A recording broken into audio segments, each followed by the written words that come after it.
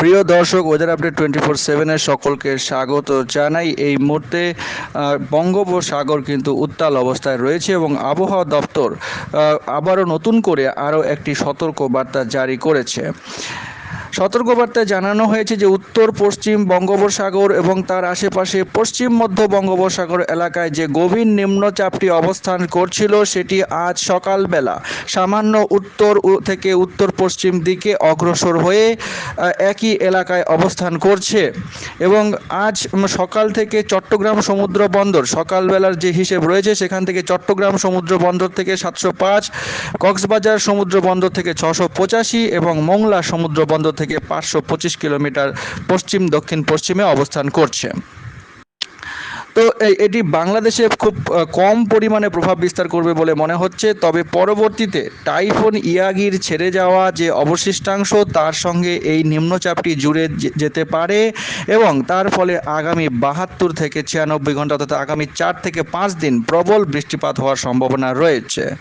উত্তর বঙ্গোপসাগর এলাকায় বায়ুচাপের প্রবল তারতম্য এই মুহূর্তে বিরাজ করছে। এই গভীর নিম্নচাপটির প্রভাবে উত্তর বঙ্গোপসাগর এবং বাংলাদেশের উপকূলীয় এলাকা এবং সমুদ্র বন্দরসমূহের ওপর দিয়ে আজ সারাদিনে প্রবল ঝোড়ো হাওয়া বয়ে যাওয়ার সম্ভাবনা রয়েছে।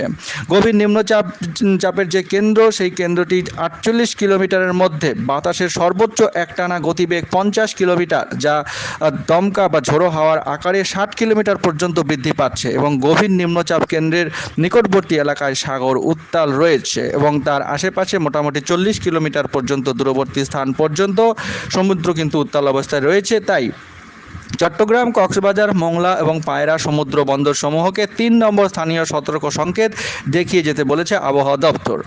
উত্তর বঙ্গোপসাগরে সাবধান করে দেওয়া হয়েছে মাছ ধরার নৌকা এবং ট্রলার সমূহকে গভীর সমুদ্রে না যাওয়ার জন্য নিষেধাজ্ঞা জারি করা হয়েছে এবং নির্দেশ দেওয়া হয়েছে পরবর্তী যে নির্দেশ বা বুলেটিনের আগে উপকূলবর্তী স্থানে কাছাকাছি থেকে সাবধানে চলাফেরা করতে বলা হয়েছে।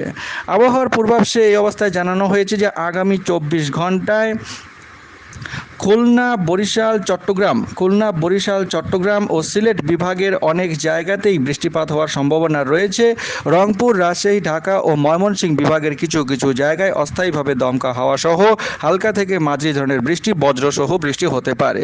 এরই সাথে দেশের কোথাও কোথাও মাঝারি ধরনের ভারী বর্ষণ হওয়ার সম্ভাবনা রয়েছে আজ সারাদিনের মধ্যে। আগামী 5 দিনে বৃষ্টিপাতের প্রবণতা মারাত্মকভাবে বৃদ্ধি পেতে পারে বলে আবহাওয়া দপ্তর জানাচ্ছে এবং তাপমাত্রা 1 থেকে 2 ডিগ্রি সেলসিয়াস পর্যন্ত দিনের তাপমাত্রা হ্রাস পাওয়ার সম্ভাবনা রয়েছে। আজ সারাদিনে কিছুটা তাপপ্রবাহ বয়ে যেতে পারে রাজশাহী, কুড়িগ্রাম, টাঙ্গাইল জেলাসমূহের ওপর দিয়ে।